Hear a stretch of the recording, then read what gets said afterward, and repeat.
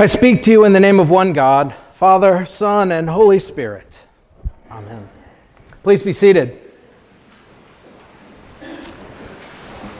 Well, if you're visiting us today, welcome. We're glad that you're here. My name's Mark Riley, and I am the assistant rector or assistant minister here at St. John's, and I hope I get a chance to meet you. So we have come to the last Sunday after Pentecost, also known as Christ the King Sunday. It is also the last Sunday in the church year, which makes it the Sunday before the season of Advent begins. Advent, like Lent, is a season of preparation.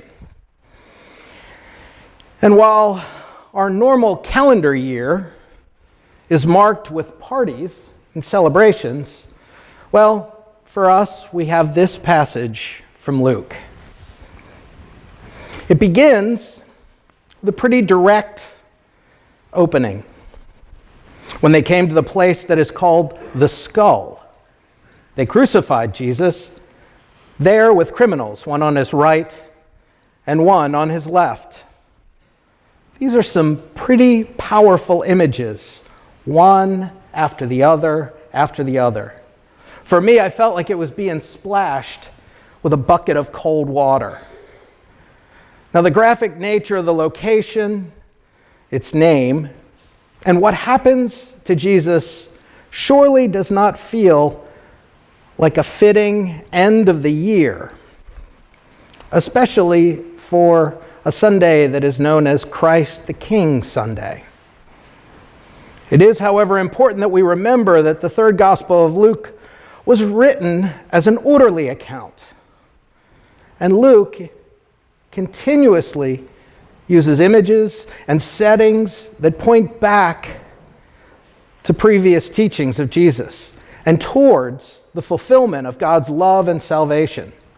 This passage, while harsh, provides a host of connections to Jesus' ministry and teaching, and truly does support the kingship of Jesus. We see in this passage that Jesus claims this kingship right away by asking God, the Father, to forgive them, for they do not know what they're doing. Once again, Jesus harkens back to the Hebrew Scriptures in his teaching. A time that allows God to forgive those who were not aware of the act they committed and that it was sinful. This request is one of the powerful phrases that are also included in the 7 words or phrases in the Good Friday liturgy. Jesus shows his love and his forgiveness even to all those who mock him. He's an example of true messiahship. Yet in this passage, we still see 3 times where Jesus was rejected and was mocked. First, the Jewish leaders rejected the claims of kingship as Messiah because, well, Messiah would not allow himself to be defiled among criminals. No matter how many reports of miracles and how many times Jesus proved the depth of his wisdom, often at the expense of their own pride, they could not believe that Messiah would willingly suffer death on a cross. They continued over and over again to want new proof, new miracles. And as we saw in Luke, some did not believe even after witnessing those same miracles firsthand. Next, we see that the guards and the Romans mocked him. They too scoffed at Jesus because no king, no emperor, as it were, would endure or allow such punishment or allow such embarrassment to come to themselves. They used the language of king because it was fitting to their culture. And submitting to such treatment confirmed that they would never follow such a leader. They offered him sour wine, it says, which was considered basically to be the cheap stuff, befitting a cheap imitation of a king. As well, the sign that we heard was placed over his head was written in multiple languages, showing that Jesus was a convicted criminal of the Roman Empire, not just that group, for impersonating a king. I think it's ironic, too, since that same empire, a few centuries later, would choose Christianity as the religion of the state. Lastly, we see the criminals set to die alongside Jesus. The first joined in with the Jewish and Roman scoffers, but kind of hedged his bets.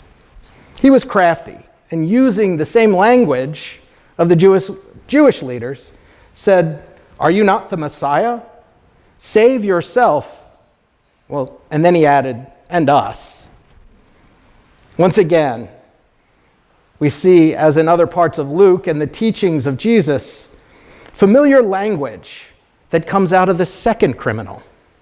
Language that I last remembered that Jesus used when explaining an unjust judge.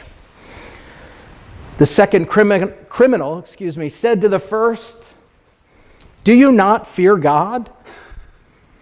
And like so many others encountered during the ministry of Jesus, this criminal became suddenly aware.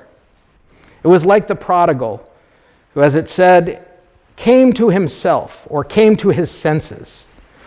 Or just recently, the poor tax collector praying alongside the Pharisee who beat his chest and declared himself a sinner.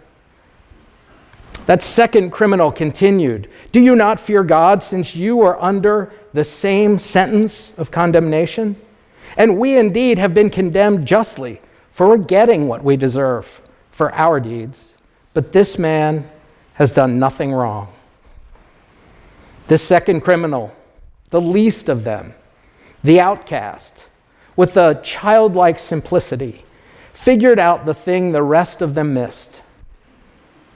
If indeed he was God, Messiah, a king, and had saved the lives of others and healed countless more, then he was on this cross not by condemnation, but by choice.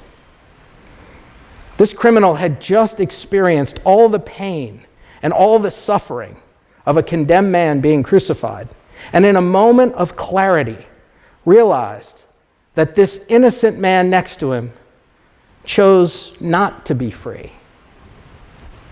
How could that be? I believe that his answer to that question, how could that be, came as quickly as the revelation. And that second criminal, like many others before and many others after, acknowledged Jesus as Messiah and as King. That man, like blind Bartimaeus, who was no longer blind in sight or in mind, to who Jesus was, who Jesus became in those moments of clarity. He wanted to be able to follow Jesus along the way, like so many who had been healed or cured of some disease. And like the woman at the well who sought the living water that Jesus spoke about, this man wanted to be with Jesus in his kingdom. Luke, in classic fashion, continued to use familiar language. A phrase he used in both Luke and Acts to signify something important. He used a phrase that basically said, "Pay attention to what's coming next." It was the phrase, "Truly, I tell you." Whatever would follow would be powerful and amazing and true. In this case, Jesus accepts him and assures him that today he will be together with Jesus in paradise. Jesus told his followers that they must be willing to take up their cross daily and follow him. In fact, that criminal had taken up a cross. He had also been honest in knowing who he was, a sinner. But we also see in some way, some shape, he repented, and repented deeply enough in his heart. You see, he was not seeking a way off the cross like his counterpart. He was seeking a new beginning. Unlike all those who mocked Jesus and required their version of their proof, that man sought a new way forward. In this life or the next, it didn't really matter. He experienced the power of Jesus in being powerless and still forgiving and loving even those who hated and mocked him. In an instant, he simply asked one thing. He asked to be remembered. Now that's a powerful word. Then and now, I think. We use it so often, but I don't think we pause to consider it. It wasn't until I thought of it in a different way that it made more sense. Remembered. Restored. Or maybe this, membered in a new way. Transformation. Jesus was and is and will be transformative. In the beginning, the Word created all things. The Word in flesh broke into the world and became transformative to all those who sought him. So we celebrate this ending because at the end, the King, Jesus, the Word, will come again. And it's the end of Revelation of John so pointedly notes. And the one who was seated on the throne said, "See, I am making all things new." Thanks be to God.